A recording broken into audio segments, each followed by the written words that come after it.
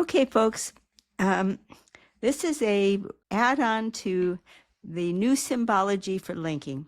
I love the idea of the child card linking back to the parent and the parent linking to the child so that the links go in both directions. That turned out to be really, really useful in practice. However, the new symbology that I introduced turned out to be just way too cumbersome.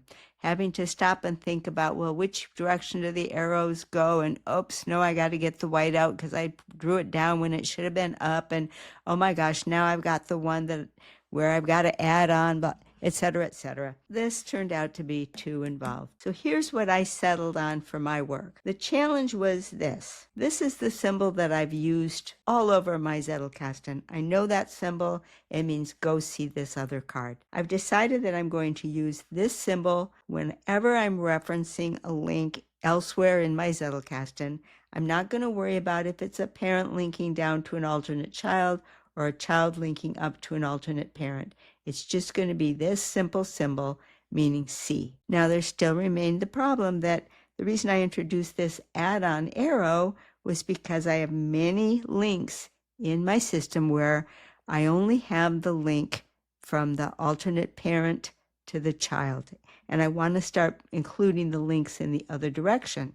So how was I going to handle that? I didn't want to have to, every time I saw one of these links, double check to see that the child linked back. That's an endless occupation. But obviously I wasn't going to go through all the drawers of Zeek looking for every occurrence of this symbol to turn it into a giant multi-week project. So this is what I settled on, and I want to share it with you because I think it has turned out to be very, very workable for me. These symbols abound, and it just means go see this card. When I see this symbol, I will immediately look for a closing symbol. This tells me that yes, this card also links back to this card. And when the two link back to each other, there'll be an opening indicating that this one links over here and a closing, which tells me that it links back. So I'm going to use this opening and closing symbols. So now when I come up to a card in my system that has one of these links,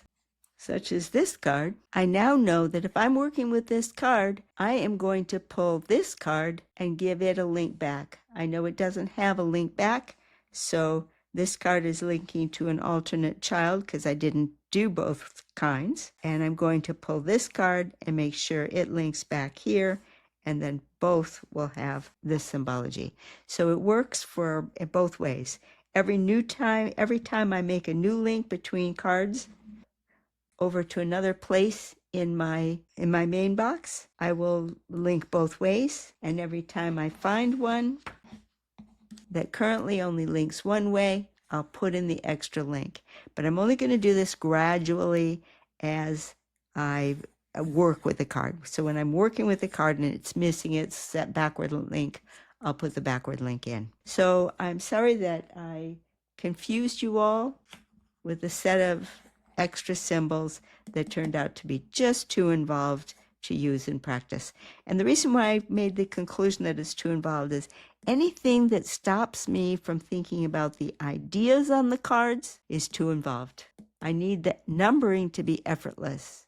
It needs to be automatic so that it doesn't pull me out of the space of the thoughts on the cards. It can't be distracting. That's why I created the effortless numbering system. It has to be something that's just automatic. You don't even think about it. Oh yeah, I got a link over here. Yeah, these guys link to each other, and just automatically put the symbols in without any thought process going on. So thank you. This is just a brief add-on. Thank you. Bye-bye.